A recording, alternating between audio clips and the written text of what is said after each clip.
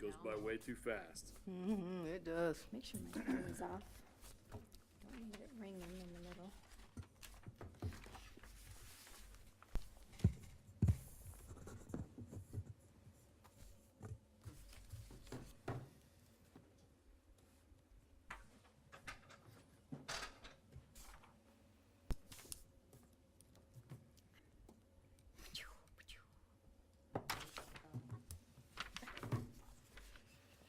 Was there a lot to this? Did you see that email? That training, is that what that was? Yeah. There was some glitches in the training, and then, so they sent out a new thing. All right. All right. Well, welcome everybody to the library board meeting for August 30th, 2023. So I'd like to call the meeting to order. I see I have a nice gavel here. I'm not going to use that on this nice equipment here. Don't make me use it. We will start by, hopefully everyone had the opportunity to look at the minutes from the July 26, 2023 meeting. I will entertain a motion to approve those minutes. I'll move. Second. All right, it's been moved and seconded. Any discussion, any additions or changes to the minutes? All those approved? All those in favor of approving the minutes from July 26 signify by saying aye. Aye. Those opposed, same sign.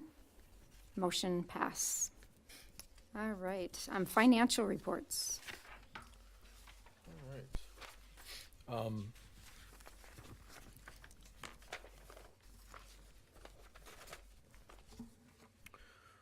Nothing out of the ordinary. We are actually streamlining the process with Baker and Taylor, who we get most of our books from.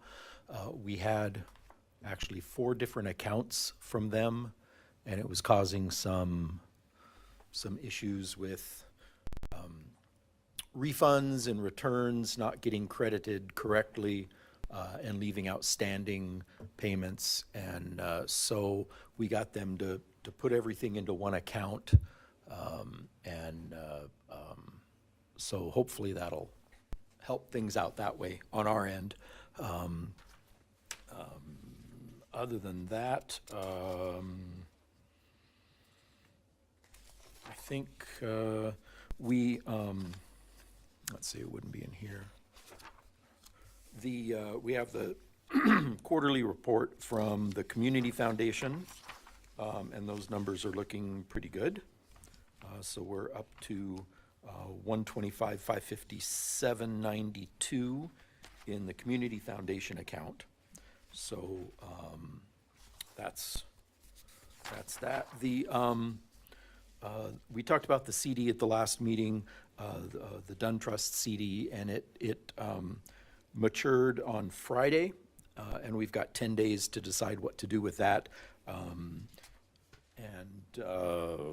see.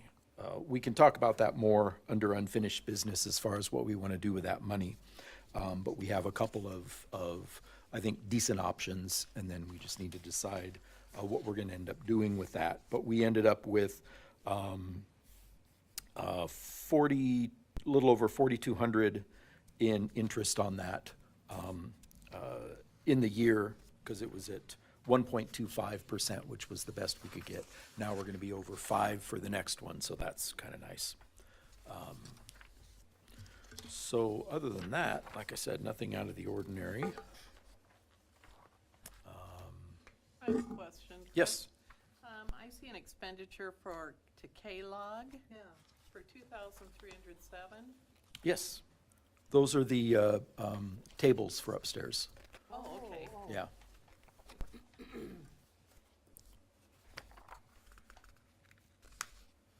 Those were those ones that you showed me? Yeah. Okay. Yeah, we got those installed, and so that's all good.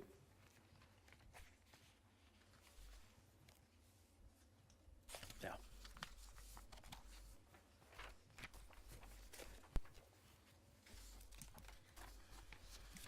Thank you, Chris. I just want to take a minute to just look here. Yeah.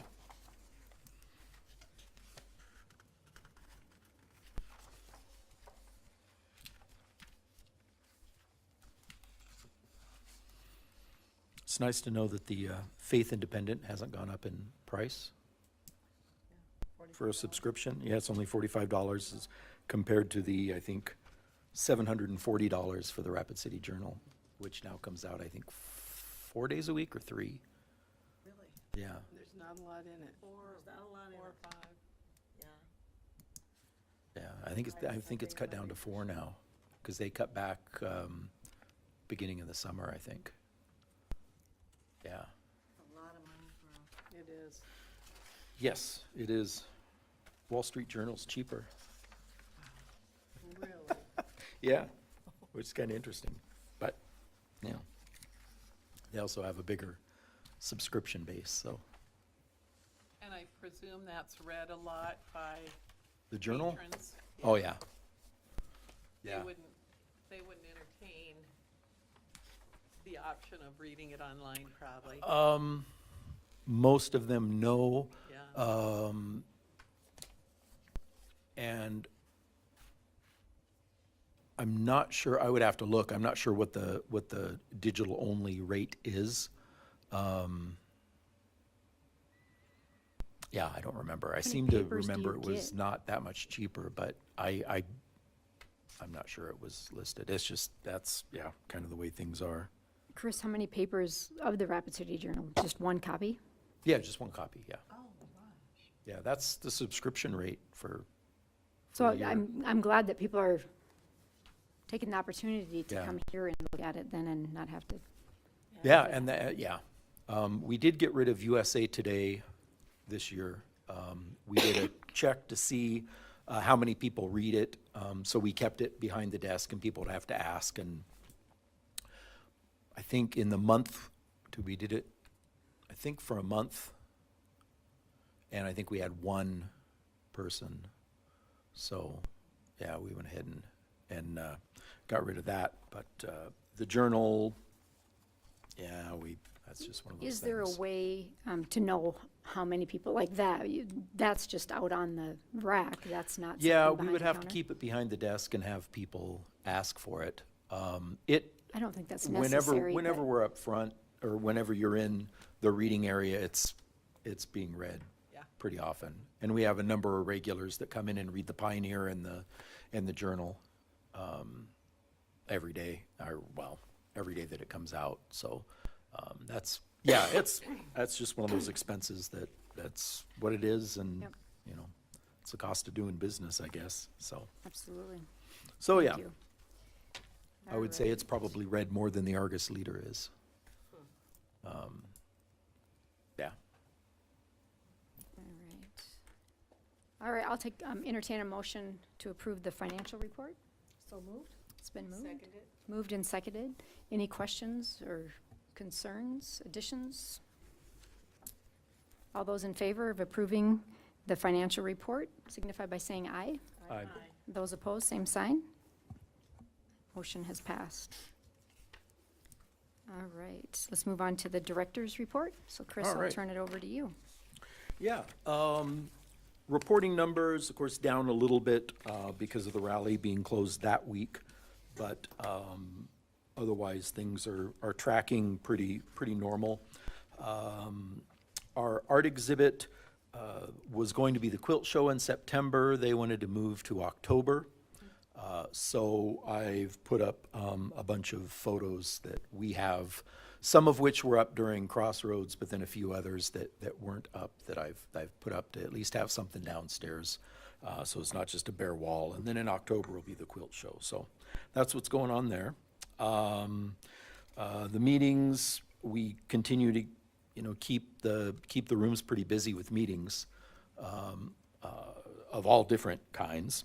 Programming, we wrapped up the summer reading program, which was again pretty successful and busy. I can't remember the exact number, but Sierra had 40 plus events, I think, for the summer reading, which is quite a bit. So that wrapped up with a party, and we handed out all the prizes, and she got some great prizes donated. The Rush Mountain up in Keystone gave, I think, 2 sets of 4 all-day passes, which I think she said are about $120 a piece. Nice. So for them to donate 8 of those was pretty amazing. Anyway, some great prizes that were given out, and so that's all good. Programming starting up again this week with story times yesterday and today, and everything will get rolling now that school's back in, and we'll start having afternoon events. I think we'll talk more about that in a second. Facility updates, the K-Log charge for the tables, those came in, and I set those up and pulled out the old computer shelf that was falling down, and did a little bit of repair on the wall and painted to make it look a little better. We still have a table guard that we're putting up on the wall, that Judd's gonna do that once he gets some time. But in the meantime, we have tables up and the computers are up there, and everything's good that way. We had a bank of lights upstairs go out last week. Turned out there was a kinked wire somewhere, that apparently it must have come that way from the factory, and it just finally caused the breaker to trip. So Legendary went up and he fixed it. And I guess he said that was the problem. So that's all good. Apparently the boiler was shut off during rally, which is why there was no hot water in the building. So I asked Judd about that, and he looked at it and went, oh yeah, the boiler was off. So they turned the boiler on, so everybody's has hot water now, so that's good. During rally, we got the back storage room cleaned out. Probably about half the stuff that was back there is now gone. Either thrown away or I think Kathy and Donia decided we should have a rummage sale. So I don't know if you were in and saw all that stuff, but it was $5 a bag. We made $150 Great. and still had a table of stuff left that I got rid of. So that was nice. And then all of our surplus computers have now been recycled. So we got rid of all of those. And it filled up my Subaru. Like, it was full, like front seat, all the back. Wow. It was amazing. Just a donation to EchoWorks, Chris? They take the towers for free. The other stuff is varying rates based on weight. E-waste is one which is nothing in it can be recycled. So that costs X amount of money. And then the stuff that can be partially recycled is a different amount of money. So the total came to, I think he said it's about a little over $200 to get rid of all that stuff. But it's not just getting thrown in the landfill. And some of that stuff has batteries in it, so it needed to be done. And it wasn't going to sell at an auction anyway, because nobody buys old computers. Right. I was So, just wondering. so that's all good and done. We did end up hiring Cindy Lord for our part-time programming and just general work. So far is working out well. She's working with Sierra quite a bit to get stuff ready, and so that's been all great. We met with the state librarian, George Seaman, and Minitex, and the consortium libraries that are on the courier route, and had an interesting discussion. It sounds like the Minitex people, as far as they knew, everything was working well.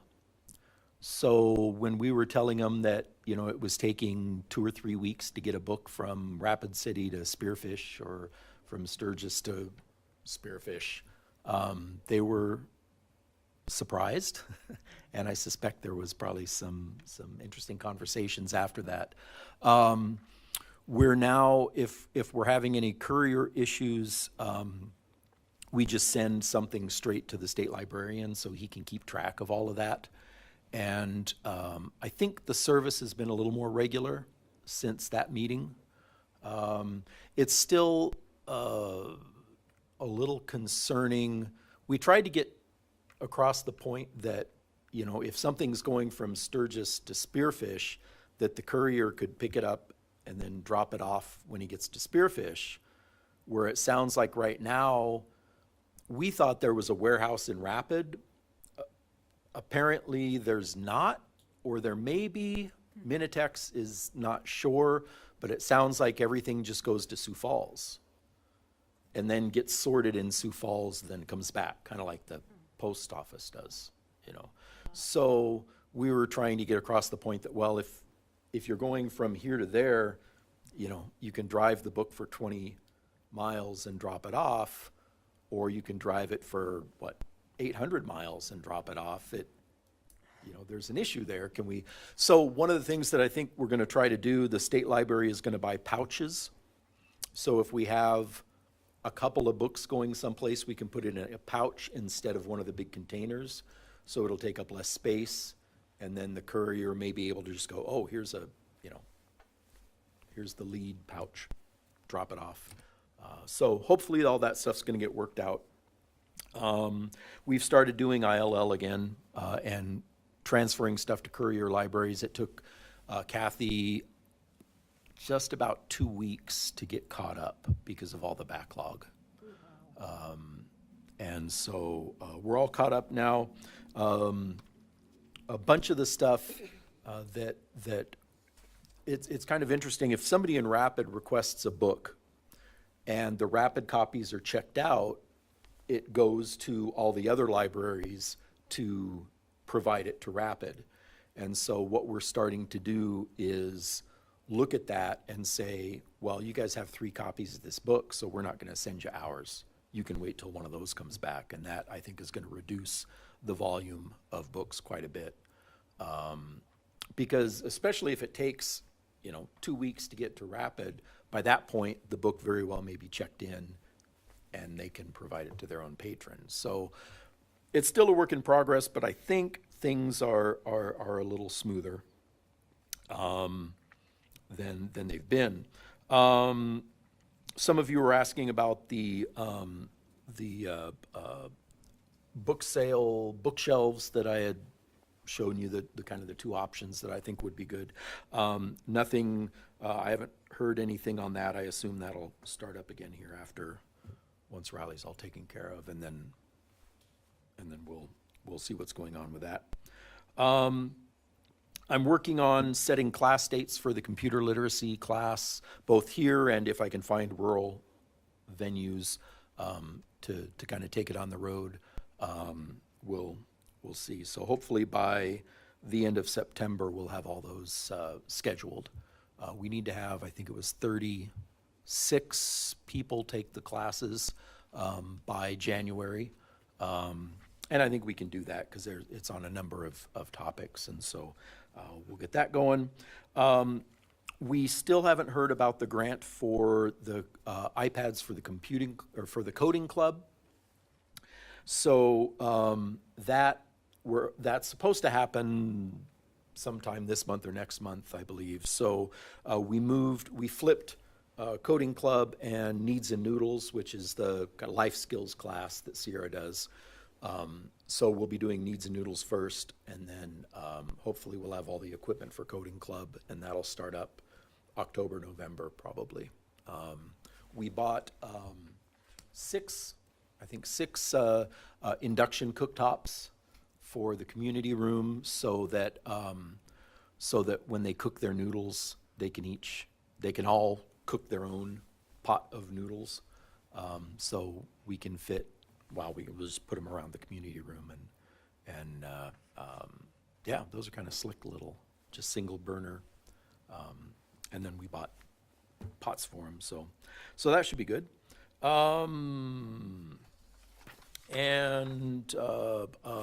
We got about 10 boxes of books from an estate. Most of them will go to book sale. There were a number of them that will be either putting in the collection or using as second copies in case the first copy gets destroyed. We've got backups. And then we still have 4 boxes of nonfiction that are tucked away that we'll go through slowly and figure out what we want to add and what we don't want to add. The Fellners gave us about 500 CDs Figured that's a- that will go into book sale, because we won't add them to our collection, just because they don't go out. Most people don't have CD players anymore, so they don't have any way to play them anyway. And so we'll just slowly see what we can get rid of. I suspect I'll probably be purchasing a fair number of them. It's a pretty eclectic collection. I think most of the stuff they have, there wouldn't be a big interest for, but hopefully I'll get to pick up some of that slack. And yeah. And then September is library card sign-up month, so we're having a contest. If you take a picture of you with your library card and put it up on Facebook, you get entered into a drawing to win a gift card. We talked about where to have the gift card from. We thought about trying to do it somewhere in town, but there just isn't, we just couldn't kind of agree on a place that would be useful to everyone, as far as giving them $50 to use someplace. So that's why we decided to use Amazon. But anyway, we'll see how that goes, and see if we can get some more numbers. And that is, and then Cricket wondered how often the park passes have gone out. 32 times. Wow. Since- Better than I thought. I think May is when we started to use them. I think we were, so 32 times. So that's not too bad, I think. I think pretty much every weekend, at least one of them is out. So that's turned out pretty well. And that's all I've got All right. for that stuff. Thank you for the update. One thing I guess that I would like, I know we had talked before, and I don't know if other board members have thoughts on this, but looking at all this programming, there's a lot of great stuff going on, and I would entertain that we could let Sierra or Kathy come and kind of Sure. review what they are. Oh, that would be nice. I think I would like that, just so that I can, like Needs and Noodles and Team Troop, what are they doing during those things? I think that would just be a quick little presentation, and just so they could let us, Okay. inform us and update us. So if that would be something that, I'll have her come next month. yeah, Um, you think that'd be okay? I think I would enjoy that. Yeah, I don't think I have a copy of the calendar because I give them all to you, but,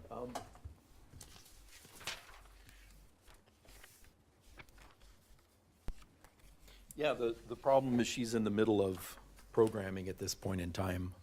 Oh, So, sure, that might be the challenge. yeah, so that's the issue, but, she can maybe step out and come and Just a and quick, talk about that a little bit. yeah, and just to be transparent with them too, so they can see us, and Yeah. I think that would be great. So thank you, Yeah. Chris. She is doing there's a blue supermoon walk tomorrow around Fort Meade, because it's a blue moon and it's also a supermoon, so, yeah, I might so have to go that's, to that. Is that what she's going around the ADA trail around Fort Better Meade. look on Facebook. Starts at 7, so, yeah, so 7 that should be nice. PM. Be warm, but that's okay. Tomorrow's supposed to be a little cooler. Little bit better. Yeah. All right. Like Well, high thank you. 80s. Yeah. Can I ask you a question, Chris? You can. You know, I always wondered, how do we do all these things, which is just wonderful, but like the induction stoves, the little cookers? So did you just order a bunch of those, or how'd we get them? They came out of the new programming budget. Okay, Yeah, and you got a dozen of them? we got 6. Oh, awesome. 6 induction stoves and 6 pots How that much work were on induction stoves. They were $57 each, I think, Wow. and then $20 for the pot. Because if you have the wrong pot, it doesn't work. We still have money, don't we, to go shop for stuff? Yeah. So, yeah, and they work well because they, they're safer than a hot plate, because once you take the pot off of it, No heat. you can about touch it. I mean, it's as hot as the heat transferring back from the pot, so, so that's nice. And they work well, they work quickly, and What is the age that's doing that? Is that, this is, teen, middle school age, yeah. Yeah, and then I think she's getting some, like plastic spatula / knife utensil to stir with so they can cut without cutting themselves. So I think, I don't know if she's ordered those yet or not, but so, yeah. So the idea is that they get together and they make ramen and they talk about finances, they talk about time management, they talk about whatever life skills they need, well, which, you know, so, yeah. And it was really popular she did it in the spring, and she had, I think, 6 or 7 consistently, I think, that came all the time. So, yeah. So she's going to keep going. And she's going to alternate that between Coding Club and Needs and Noodles. So Coding Club will meet for a couple of months, and then Needs and Noodles, and then Coding Club again. And so they'll just alternate back and forth. Oh, good. captive audience? Hopefully they'll continue to. Yeah, and there are some students that do both. And then there are some that are just only interested in one or the other, and so, All right. yeah. No. Thank you. Yes, thank you. Great idea. Yeah. I certainly don't want to take her away from something, but it would be, if- Yeah, well, if we'll she talk has to that her and- opportunity to sneak out, Yeah. if it's not possible, then maybe some other time when it's not so busy. All right, well, let's look at some unfinished business, talk about the Dunn All Trust right. CD renewal. Okay. Yeah, so the Dunn Trust the CD that the Dunn Trust was matured on Friday. And so we now have $343,792 and change in that trust. And trying to decide what to do with it, so far, the recommendation of the investment committee is to either take it out of First National Bank, which can give us a 5.05% year CD, which is the lowest of what I found. First Interstate Bank can give us 5.15%, but it's only a 5-month CD. Black Hills Federal Credit Union can give us 5.25% for a year. So Janine suggested either putting it in First Interstate, and she's thinking that interest rates will probably go up in 5 months. However, this rate was for new funds only. So I'm assuming that the rate for renewing would not be as high as what we would get if it was new. What that'll be, it's hard to say. It could still be higher than 5.25. Nobody knows. So she thought either that or the credit union would be a good way to go. And so I guess my question is, what does the board think? I think it's less of a hassle to move it into a year. But if we can make more money doing it 5 months, how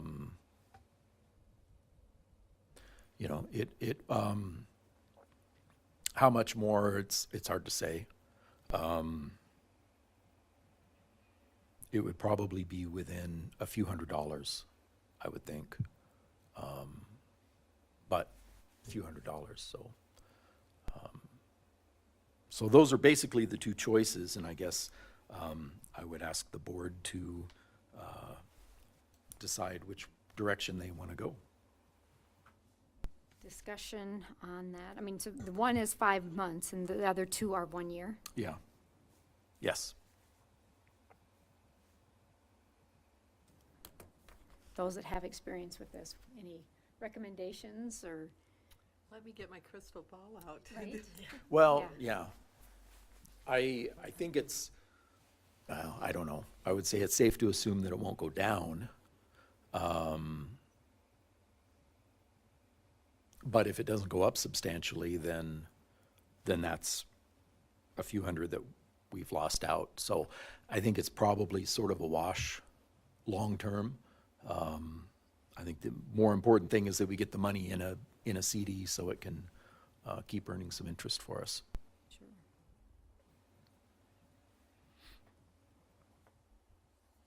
Not all at once, board members. Yeah. A bit of a conundrum. I guess there's not a bad option. It's not like last year when we were scraping to get 1% interest. So, so we're in much better shape that way. Well, FIB holds the original trust. Well, not anymore. Well, Trust out. there is a savings account. Some of the interest that was generated off of the trust is still sitting in a savings account at First Interstate.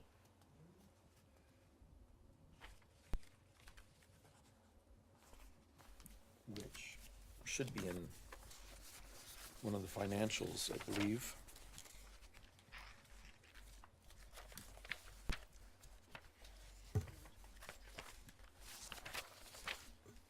Yeah, 25,338 is in there, which could be and probably should be moved into the corpus, I would think.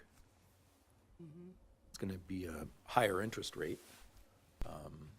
So that would just be a matter of, if it was at First Interstate, it would be just transferring it into the CD. If it was at Black Hills, then we'd have to get a check cut. And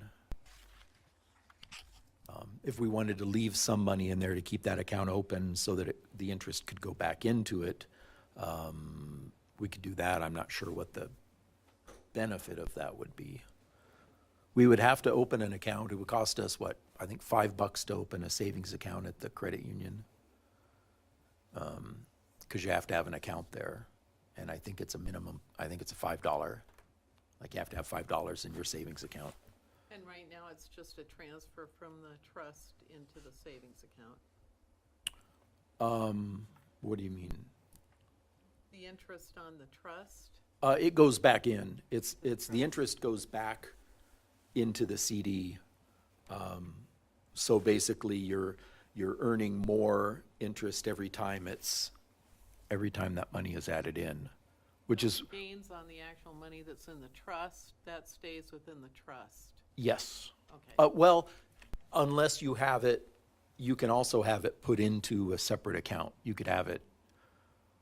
So if you needed to use that money every month, you could without penalty. But then you end up with a lower return overall. And usually the interest rate they give you is the one if you leave it in. So your rate of return is going to be different than the interest rate. So would a question be, do we need to have some funds available without having a penalty? Is there a need for that, to have money available? Not as far as I know. So then, That was why, I thought that was why, in case we needed the money. I thought it was in case we needed the money for something. I think there's two things. If I remember correctly, you have the corpus and then the interest that's earned on the money that's invested. And you can reinvest the interest into your corpus, and that becomes. Right. bonds. And currently currently that's happening automatically. And then in the just- future, you can't access it, but you could keep them administratively or accounting-wise not automatically going in. Right. And then you could build up the interest. It would still all be invested together, but you could build the interest up and then use it, like I think you guys did with the Elliott project. Mhm. Yeah, I think that's why that Yeah. $25,000 went into a separate account too, in Right. case we needed it for Yeah. the Elliott project. Then you've got the I CD, think which they're looking at- has its own restrictions on when you can access that amount, but that has Right. nothing to do with the corpus. That's more of an investment. Well, the corpus is in the CD. It's, And so it's tied up for the length of the certificate. And if we didn't have a need for any of that interest, there wouldn't be a need to pull it and put it in a separate account. It would just automatically get Reinvest. added. At this point, I don't see a need for that money, And it's for, unless you wanted to buy new flooring for the library. And But, it's for a year, the CD? The Federal Black Hills Federal Credit Union is 1 year. First Interstate, the best rate is a 5-month certificate. 5 months. So in 5 months, we would have to either re-up or move it someplace else.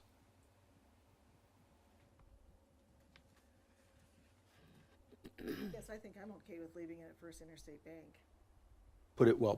That's not where it is right now. Right now, it's at First National. Was it First National? Yeah. Moving it to, Yeah, So moving it back to First Interstate. yeah, Okay. I guess that's what I'll propose. Or make a motion.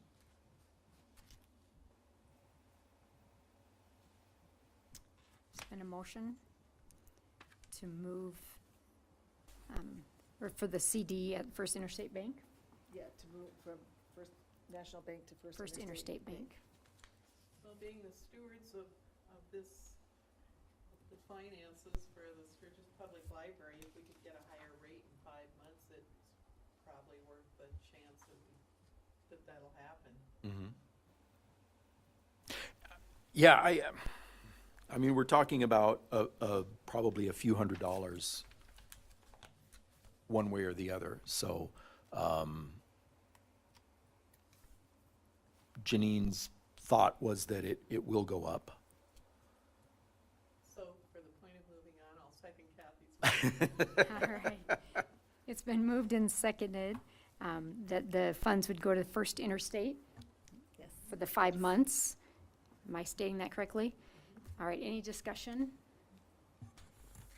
All right, all those in favor of the CD going into the First Interstate Bank for 5 months at the 5.15% signify by saying aye. Aye. Those opposed, same sign. All right, motion passes. So Terry, I think you are probably still on that CD. So you and I'll probably have to go. I'll call and find out what I need to do. And then I'll talk to Janine, and so Cricket, you and I will need to sign that. Just let me know when. Yeah, she'll get everything ready and then let me know. We're on and the then- one over at First. The one at First National, I don't know if I can take it out by myself or if I need you to sign for that as well. So, once I find out, I'll let you know. All right. I'm gonna ask for it in pennies, so I'll need a wheelbarrow. All right, All there you right. go. Done. Thank you, guys.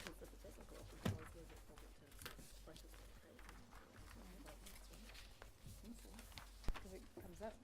I should have brought this up during discussion, but I was just saying to Cricket that if, at First Interstate Bank, if the interest rate doesn't go up in 5 months, we could always move it over to the Black Hills Federal Credit Union. Yes, we could. We could always move it Yeah. again, I guess. Yep. Yeah. So we'll just keep an eye on it. Yeah. No, that's okay that you say that. Yeah. That makes sense. All right, let's move on to new business. All right. Okay, so, we had working lunches during Rally, and when the meals were generously delivered to us, we sat around and went over the policies and procedures while we ate, which made for interesting, lunch conversations, but we basically stayed on task and got through the policies. And they fall into two categories. There's stuff where there were grammatical errors, spelling, whatever, that needed to be changed. And then there were a few that are substantive changes. And so I split those apart just to make it easier on us, I think. So the first set of policies from art gallery through social media, anything we changed, I put in red and crossed out, and then the changes are in green. So if you want, we can just go over these real quickly. And I can explain, I guess, why we changed these if you have questions. So with the policy for art displays, I just basically added more information to the display case dimensions. So how high, how deep, but then also the distance between shelves. So if somebody's putting something in there, they know how tall it can be. And also made note that the display case does not lock, so it's, Yep. just to be clear. The application form and artist release form are both attached to the policy now, so we can just give that policy to the artist. They can fill out the application, they can sign the release form, and it's all done at once. Nothing new is on the application or the artist release form. I just simply added them to the policy so that it's more complete. The behavior policy. Chris, before. Oh, sorry, yeah. I'm just thinking, we'd probably want to do a first reading and approve that before Well, you go on to the others? I or- was gonna say if we can group all the grammatical stuff together and just make it one. I don't think we need to act on each one separately unless there's an issue with one of them. I think we can just do a blanket action. Is that- Okay, Yeah, and then we can, the ones that are bigger changes. So if that Sounds works good. for you guys, I think that'd be good. So any questions about the art display policy? Chris, on the artist release form, Yeah, that last page, would it be appropriate to also have the Sturgis Area Arts Council included in that release? I see the library is, in the city of Sturgis. Would it also be appropriate to include the Arts Council? that's a good question. And I guess I'm not sure the answer to that. The Arts Council, their role right now, I think, is mainly finding artists or suggesting artists. Everything else is done with the library. So I guess I'm not sure what their involvement is and whether that would be an issue or not, but. more behind the scenes? Yeah, so that's what I would say, but it's something we could pursue if you think it's, No, just curious if Okay. it appropriately included. okay, I think you definitely answered it. Thank you. okay. The behavior policy, number 5, I just rewrote it so that it's maybe a little clearer. So electronic devices are permitted only when used on silent or with headphones that keep sound from being heard by others. I tried to make it a little clearer. Number 8, the designated quiet area, there's actually only one, which is the study and testing room on the main floor. So I just made it singular instead of plural since it's one area. And then under the child safety policy, it said almost 80,000 people visit the library each year. I don't think that's the case. As far as I can tell, it's closer to 40,000 people a year pass through the library. So while it's nice to say that we have 80, perhaps that was when we were open during Raleigh, I would think. So I changed that just to bring it in line with what I think the truth is, based on our yearly reports. Yes? Is there not a quiet room, or is that not considered a? Well, the area off the children's area isn't really a quiet room. It's, well, it kind of is, but it's kind of not.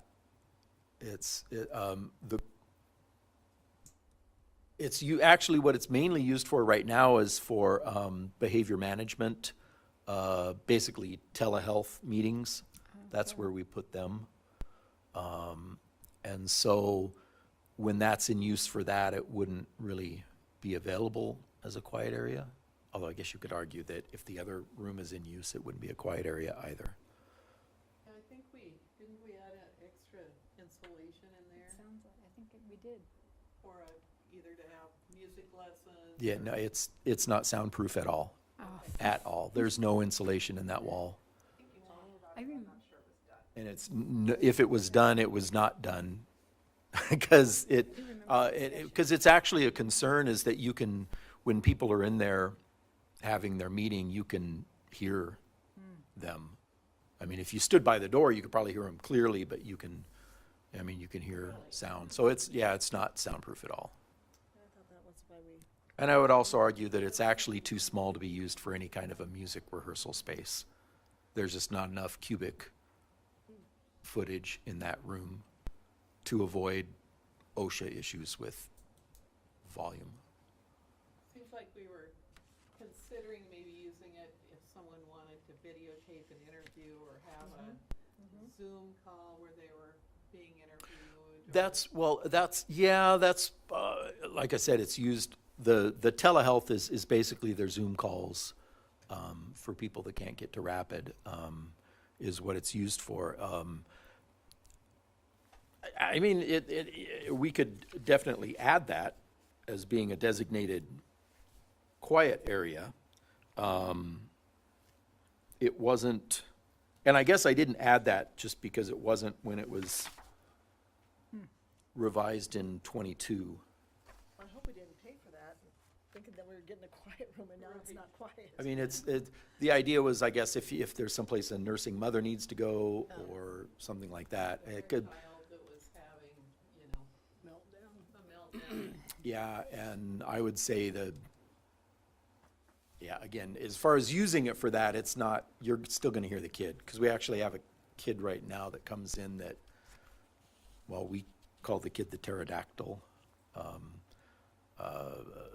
because she can be disruptive, like throughout the library, you can hear her, so we've gotta address that issue, but I think putting them in the community room is gonna be the way to go, because that way they can still access the library and the volume will be lower, but putting them in that room wouldn't really, and it's small, so, so I guess those would be the reasons why I would say it's not necessarily a great quiet room, but we could definitely add it. I'm not saying we shouldn't. You'd probably offer that if someone needed a quiet space anyway, if it wasn't being used. Yeah. Well, we can go ahead and add it. That's easy enough. The study and testing room and the quiet room. Is it still referred to as a quiet room? I guess when we say, Because that was part of the intent. yeah, I think that's still how we refer to it, I guess. I don't remember talking about whether we were spending extra money to make it quiet. Didn't we talk about it? I do know we talked Yeah, about we it. did, yeah. yeah. So I'd be curious to know if we actually paid for that For part that. of it, because I thought Interesting. that was the purpose of that. room. Yeah, so did they just decide But I know, that? sorry, Chris. No, that's fine, that's fine. Yeah. I mean, we want there's our money's worth, a gap exactly. under the door as well. Oh, I right. mean, which, Have to be, so, I mean, you'd have to Yeah. put weather stripping or something down there if you wanted to do that, but, yeah, I'll go ahead and add that to that. All right, so computer internet usage policy. We no longer require children to have a signed computer use agreement, mainly because we don't have that many kids, so we don't have to have, I mean, it was to a point where they had a sign-up sheet that they had to fill out, and we're not doing that anymore because we don't have that many in. It's also, at the time, we knew, I think the staff knew who everybody was, and now, so you could just go, oh yeah, you haven't signed that yet. And now we get more people that come through that aren't necessarily regulars. And so trying to determine who has and who doesn't have the use agreement becomes more difficult, and I just not sure what the point of it is, actually. I mean, I don't think there's any need for it, I guess. Did it just have guidelines on, what they could and could not be searching or looking for? No, it just actually had the kid's name and the parent's name and contact information, and that was pretty much it. There may have been something that said, you agree to follow the rules, probably. I can look it up and let you know. well, it was probably put in place before you had so many firewalls up to Yeah. And this also kind of relates to, what we want to do with the cardholder policy as far as having, guarantors on student cards. And so, we're gonna have that contact information anyway. So if they have a library card, we'll have that information. And if they're abusing their privileges, we just kick them out of the library. So, Doesn't change the procedure you go through if they're caught in a site. no, this was just, I'm not even 100% sure why they had it, except maybe it might have been tied to a grant. There may have been money for a grant that required something like that. I just am not 100% sure. And I don't even see, just looking quickly, I don't see that policy, but I'm pretty sure it was just name, contact information, and that's about it. So yeah, getting rid of that line and then leaving the line about that we, do have SIPA protocols in place. Having said that, there's always ways around things, but, we've done our due diligence in what sites are blocked and what sites are allowed, and, so, yeah, we're still doing that.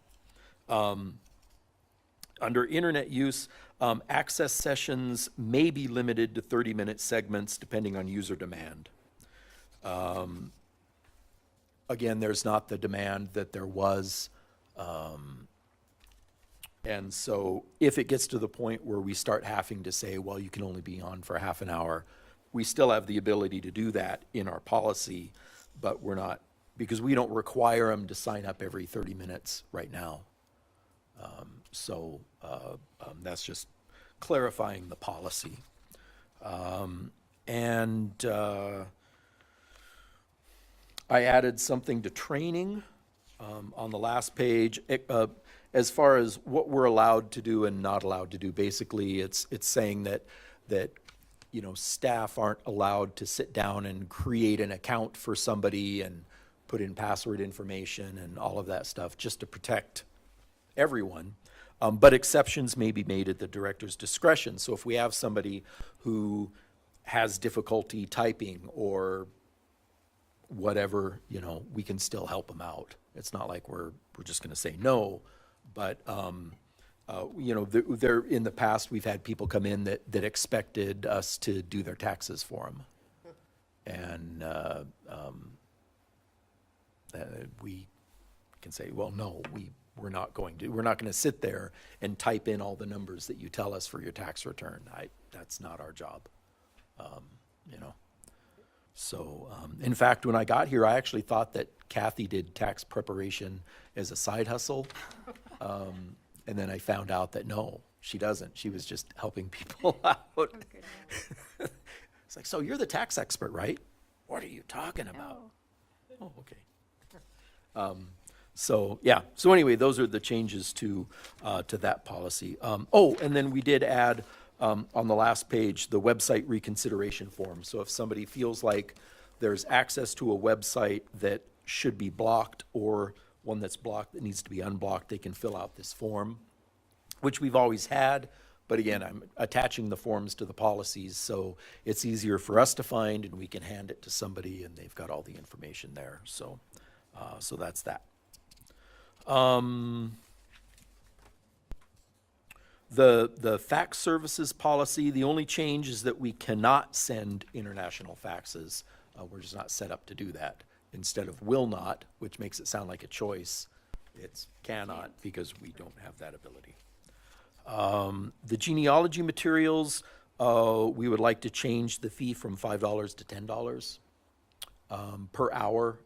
We don't typically charge, but if somebody had a big project that needed a lot of help from, say, Lee, then we could say, well, it's going to cost you $10 an hour for the help.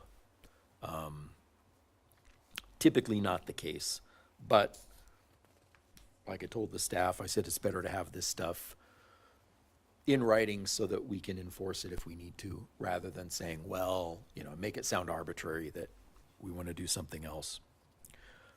So, So, yeah, before you go on. yeah, Oh, is my microphone on? With that amount, maybe just for the board, that I would entertain a motion to increase that fee, okay.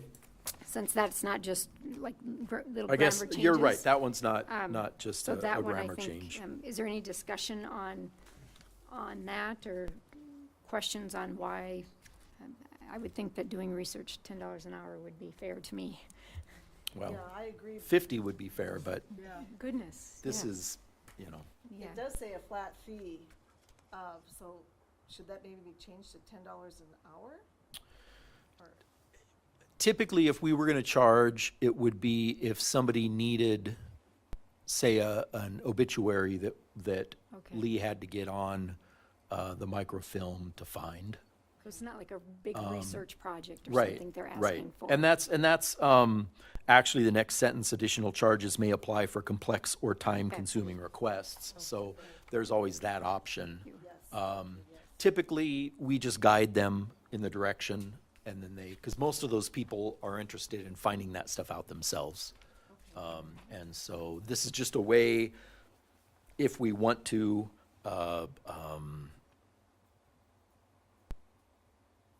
I guess, be taken more seriously, you know? It's like, well, it's gonna cost you $10 if Lee has to spend, you know, an hour looking for this thing, then it's worth a little bit of money for that. Right. Typically, we don't charge because typically it's not a big time-consuming process. Yeah. But again, having it on the books gives us that ability in case, you know, and I guess we would probably use it if somebody was, if like every week they came in with 2 or 3 requests, at some point we would say, okay, here, this is, Falls in that other you know, category. that we've Absolutely. given you, you know, I don't want to say enough time because that sounds, you know, kind of mean, but it's like, well, this is, you know, this is Beyond an what we- ongoing project, so we need to kind of look at this a different Absolutely. way. We can either teach you how to do it yourself, or, you know, you can pay for the service, so. Well, no, we appreciate the attention to detail and picking up on something like that. That'll be good. So I'll entertain a motion to approve the $10 flat fee if the librarian is requested to perform research. So moved. Moved and seconded. Any discussion? All those in favor signify by saying aye. Aye. Those opposed, same sign. Motion carries. Thank you. All right, yeah, thank you. Okay, so social media policy, the only change is, Twitter is now X. So we made that change. Twitter is X? Yeah. Oh, my goodness. And now, okay, so actually, equipment loan policy,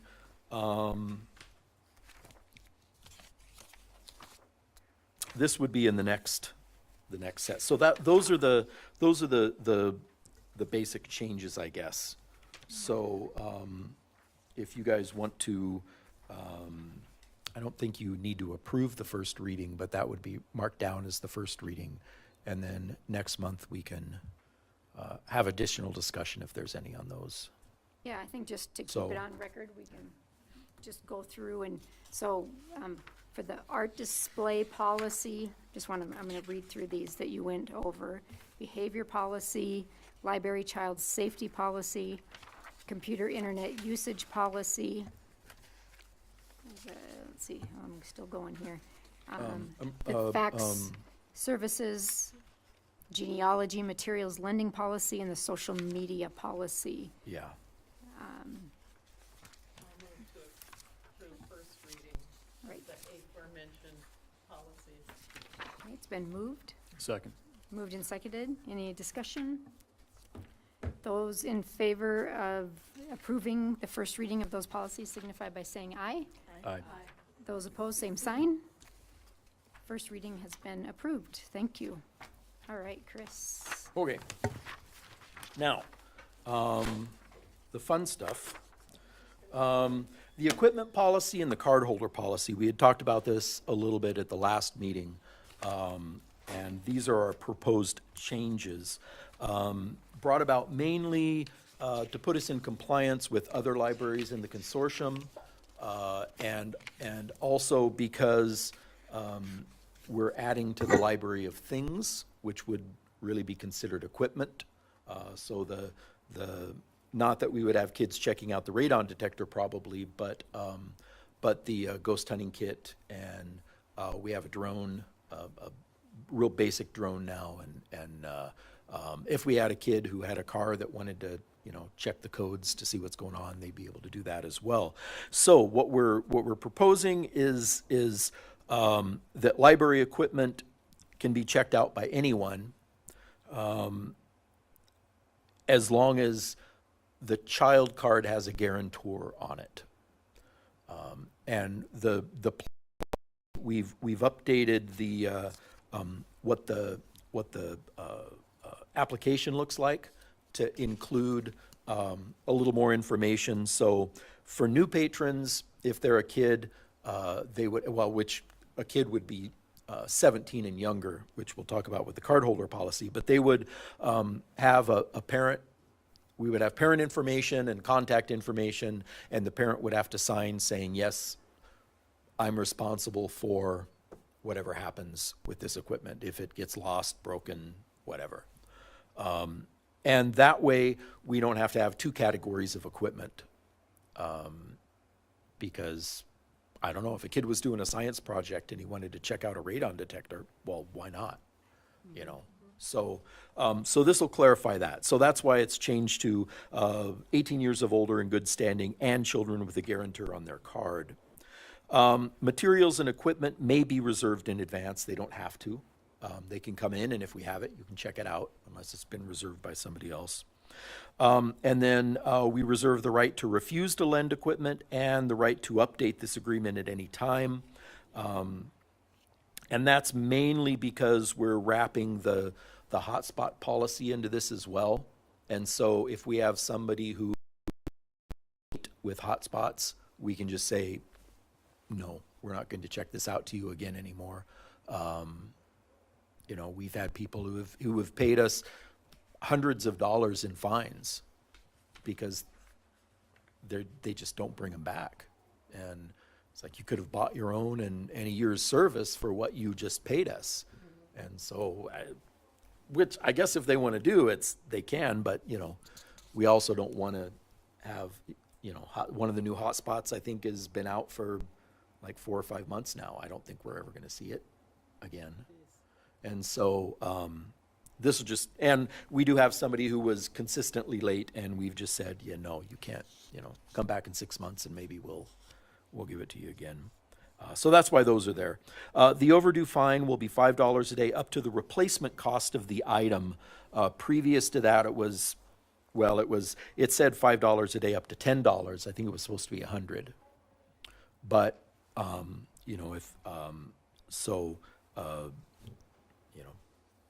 there's no need for them to pay more than the replacement cost of the item, I don't think. So we got rid of the deposit for the LCD projector because other than Lisa, nobody really takes it out. Well, yeah, and so I just don't think that's necessary. Because if we were going to do that, then we need to have deposits for all the other equipment that's expensive. And I think that's just going to be getting into more hassle than it's going to be worth. So that's what we have there, and then the acknowledgement. So if it's the first time they're checking out some equipment, they would sign saying that, yes, you're responsible for this. So that's what we would like to do with the equipment loan policy. And like I said, we'll be wrapping the hotspots in there as well. So it's going to be all equipment will have the same policy, so it'll be simple. Yeah, are there any questions about that? Thank you. Not stuff that goes out very often, but it's just the simpler As we were going through some of this, we came across some things that nobody remembered we did, just because it doesn't happen very often. And so, anyway, that's that. I guess if you want, we could, do you want to deal with the equipment policy and the cardholder policy at the same time, like we did with the others? As far as board members, would we want to just approve this one? Yeah. Okay. Okay. Any discussion, or you want to take a second to read over it anymore? I think we were pretty thorough. Yeah, you were. We appreciate that. Move to approve? Second? It's been moved and seconded. Any discussion? All those in favor of approving the equipment loan policy first reading, signify by saying aye. Aye. Those opposed, same sign. Motion carries. All right. So, cardholder policy. I guess there's the meeting room policy as well, but the cardholder policy, clarify the language a little bit in the first paragraph. So anyone who resides in Sturgis or Meade County or within the school district or works in Sturgis is entitled to become a borrower. And then we rewrote the next few sections, so that's why they're all crossed out. So currently, 5 or going into kindergarten is when you can get a card. That stays the same. 17 is the cutoff for the adult card, so that 18, or the child's card, sorry. So when they turn 18, they get an adult card rather than 17. It just is going to make things, like I said, it'll be more in line with the rest of the consortium, and it just sort of makes sense that 18 is an adult, so 18 is an adult everywhere. So children are required to have an adult signature on their card. The guarantor is responsible for any lost or damaged items. The signing parent or guardian must provide 2 forms of ID or have an active library card. And when they show us the 2 forms of ID, we can just say, well, let's just give you a card too. And so, which they may or may not, it doesn't really matter. And a parent or guardian may not sign for a card for their child if their card is blocked for any reason. So that's going to help clear up any issues that way. If a parent has a number of long overdue items, we don't necessarily want them checking out a bunch of more stuff that will probably end up being long overdue. So just protecting us there. New borrowers must have 2 forms of ID with current local address, which is the same. And then clarifying that it's a valid government-issued photo ID or proof of residential or business property ownership or rental of property, plus 1 additional item. And then this next sentence is one that Spearfish uses. Rapid City has similar language. Paid mailbox services or post office boxes may be used for mail service, but will not be considered a physical residence. So if they come in with the mail stop address, well, yeah, that's not good enough. And that fixes the overdrive issue with Libby, because overdrive says that only patrons that reside in our area can use overdrive. So we're in the process of putting a restriction on temporary cards so that if they have a mail stop and they say, well, we're just here for a couple months out of the year, great, then use your home library for Libby, because that's how the contract is written with Overdrive. This will solve that issue.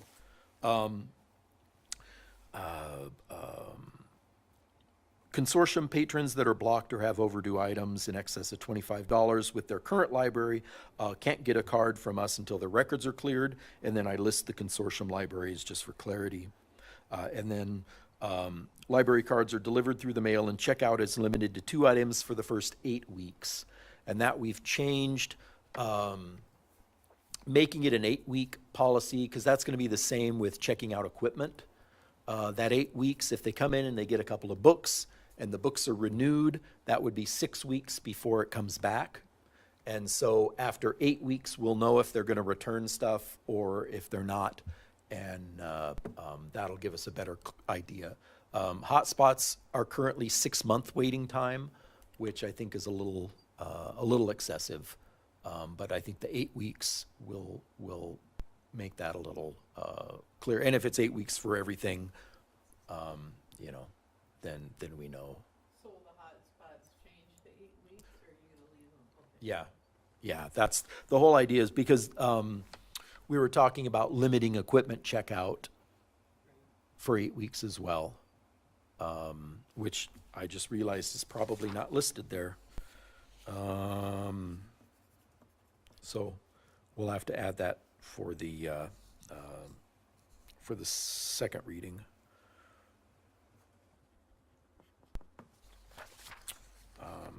All right, so there's that. Then out-of-county cards have an annual fee of $25. That's all the same. Replacement is the same. Temporary library card, this is where it changes. So non-residents can get a library card with limited checkout privileges and no digital access, which puts us in compliance with Overdrive.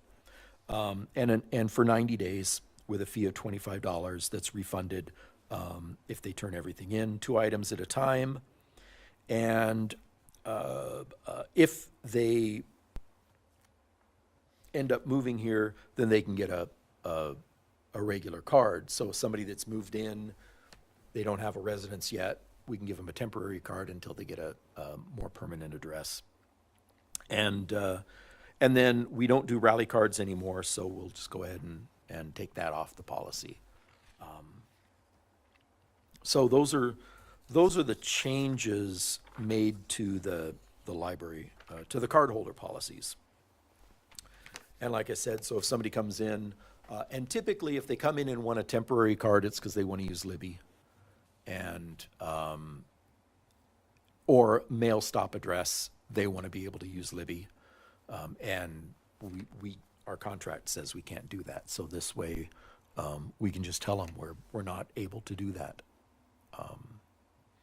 And some people get kind of hot about that, but it's really out of our control. So, yeah. Out of Yeah. my control. All right, thank you, Chris. Questions about that stuff?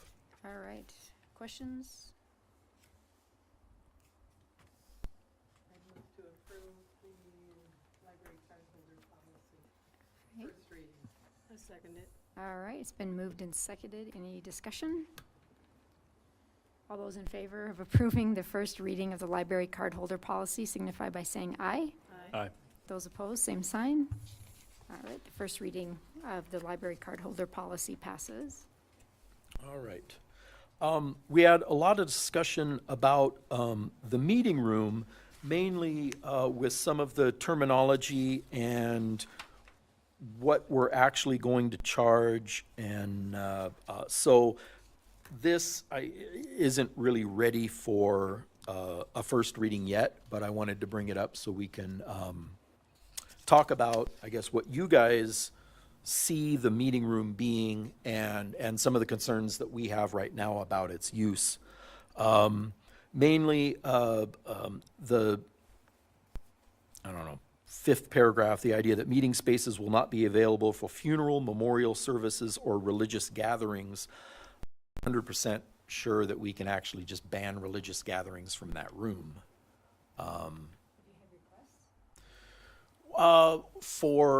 We've had requests for Bible study, but not for holding an event, or for holding a ceremony or a church service or anything like that.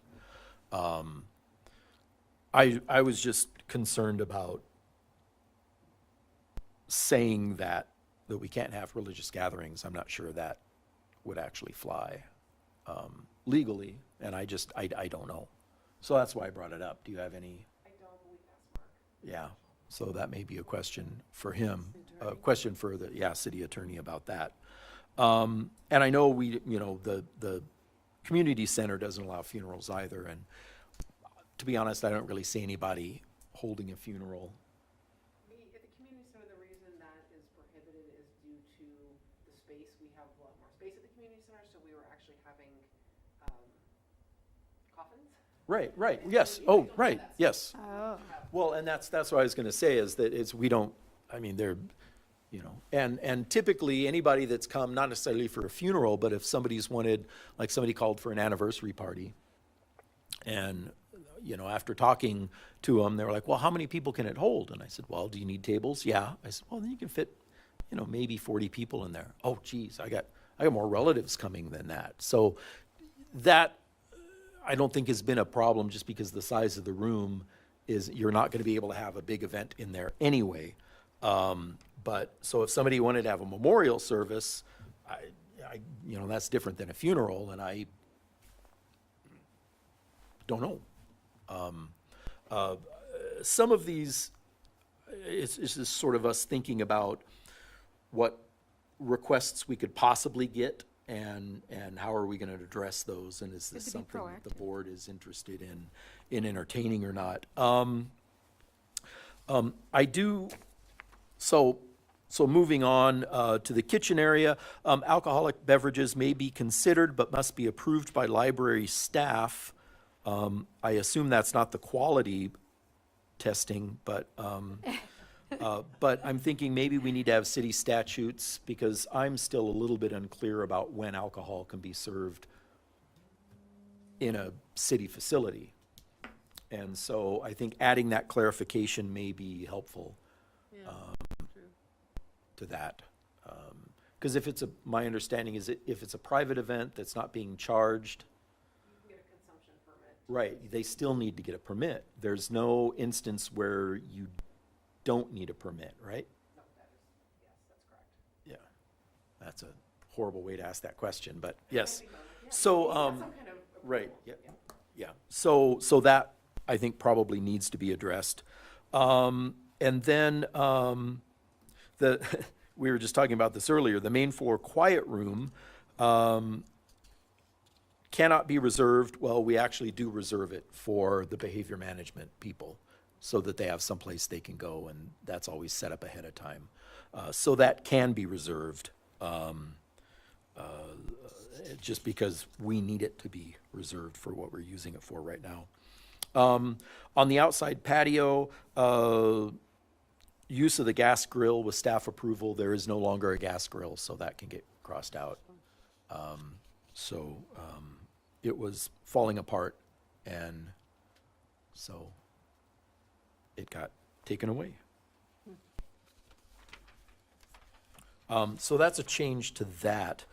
So that policy, I guess, it's just, those are the things that we need to address as far as that. Now, the community room itself, the room may be used during library hours for a fee of $50 an hour. Do we want to put in some more guidelines on what acceptable use is for that? And this was some of the discussion we had was, you know, the staff is under the feeling that if people want to come in and use that, is it for public meetings, public events, or are we going to allow private events to be in there? There's been maybe one or two since I've been here, so I don't think it's a big issue, but I think clarity is I guess what we're looking for as far as what you guys want. And then groups may not reserve the meeting room more than twice a month and are limited to not more than 12 a year. This became a little bit of an issue last year. We had a group that used it a number of times, and there were a couple occasions where we weren't able to do something programming-wise because they had already reserved the room, you know, months in advance. And with the priority being library programs, I guess we need to maybe think about how to word that, or if we want to put more restrictions on that. Because I don't want to, I think I was telling Terry this, I don't want to book it for somebody and say, okay, you guys can use this the next however many times, and then something comes up and I don't really feel like I can bump somebody if they already have a reservation, because that's just not fair to them if they've already made plans that this is where we're meeting. I don't want to be that group that says, oh, by the way, we have something we want to do, so you're out. Now, the other side of that is we have enough programming going on that like Monday mornings and Thursday mornings are about the only open times that that room's not in use. So it may end up being just, oh, and Saturday, well, even Saturdays, there's quite a few stuff going on Saturday mornings with organizations in there having meetings. So having said all that, it may actually kind of be a bit of a non-issue because we just only have limited amount of time that people can be in there.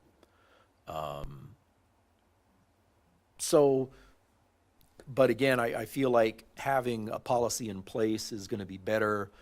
So then we can say, well, this is why you can't use the room, rather than it making it sound like we're just choosing to not let you use it. So you don't want somebody coming in and saying, I want to use this every month, this first Wednesday of the month for a year. That's what you're saying, kind of? Basically, Yeah. yeah, I mean, being able to book it that could be difficult for us. Should be booked by month basis? That's a good I guess this is why I'm bringing it to you guys, so you can decide Is how this a you want to valid approach point? that. Yeah. It should be first priority for the library. Right. So, Because we would at least have those planned out at least a month in advance as far as programming. So maybe that is some terminology that could be used. and this is basically just the community room. Yeah. Because the Arts Council is using the Leshbaugh room right now, and they've moved their meetings to, I think, Thursday afternoons. So they actually aren't using the community room anymore. I don't know, if they go back to later meetings, then they probably will move back in there, but, and then, I think most of the other uses of the Leshbaugh room, we have kind of the same people that are using it all the time, but that tends to be either weekly or monthly basis. So yeah, Leshbaugh sees a fair amount of use for smaller meetings. But the community room, I guess, is the room that we just want to, make sure we have some clarification and know what the library board is interested in doing with that. Like I It's a said, good I don't, start, yeah. I don't anticipate a lot of people coming all of a sudden and saying, we want to have birthday parties, we want to have, whatever. I guess if they wanted to have a birthday party at 8:00 on a Monday morning, we could accommodate them, but, so that's why I say it may be, it may end up being a moot point, but, just making sure we're all on the same page as far as, acceptable use requirements for the room. And so for a couple of those areas, the city attorney and are you gonna do some research just to kind of see what that looked like? Or is Yeah, there- I can look at that one. I guess the other stuff, that was really the, kind of the only legal thing. And the permit, let's see, what was, I think more than anything else, we're just looking at, Religious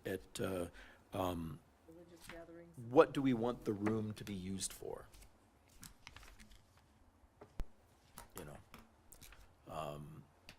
and I think with knowing that programming consumes a lot of it, and there's not a Right. whole lot of opportunity, I mean, any ideas or discussion from the board on knowing that it's limited time anyway, what you said, Monday, Wednesday mornings? Well, yeah, Monday, Thursday really are kind of the, and then a lot of times during the afternoons, there's, early afternoon would be open, but then we need setup time for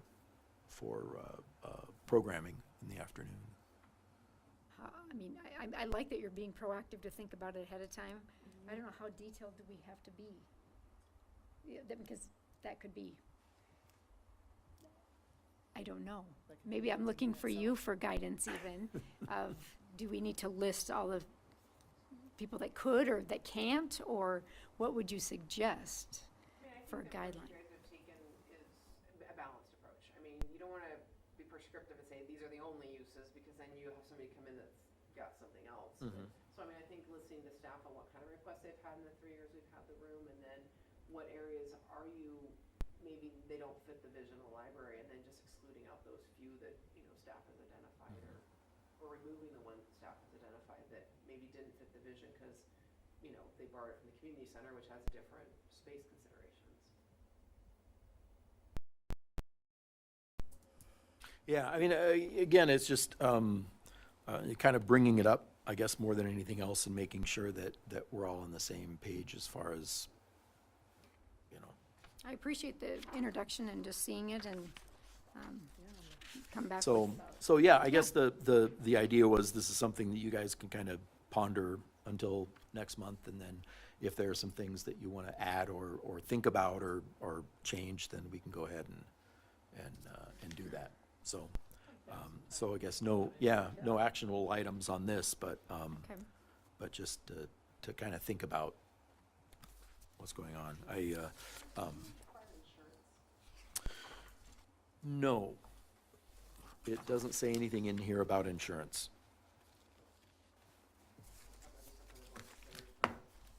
Yeah, Is that something, the community center, is that a standard practice? We do, with the exception of like birthday parties, then there's some waivers they have to sign that basically says they're assuming that liability. yeah. So either insurance or waivers. Organization, then we do.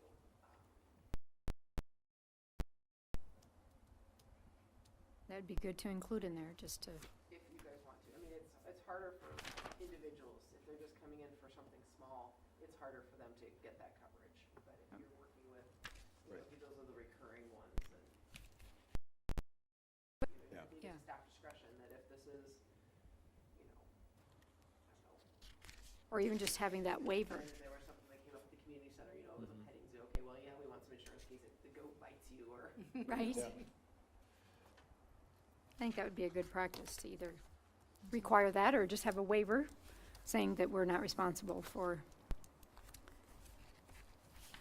that. Yeah, I think that's a good first And look. there and is, we can look at it more.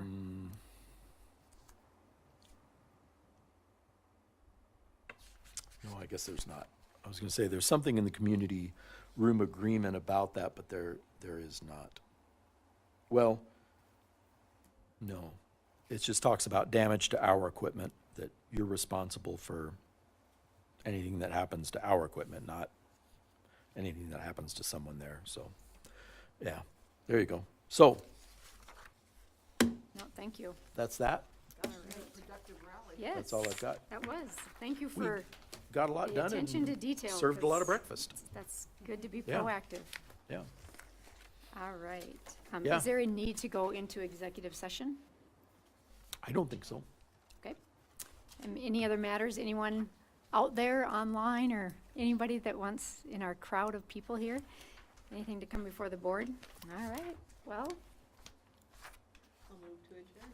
all right. It's been moved I'll second. and seconded. All right. We don't have to vote on who- adjournment, do we? You were Terry. second, and Yep, Terry. Terry's. Yep.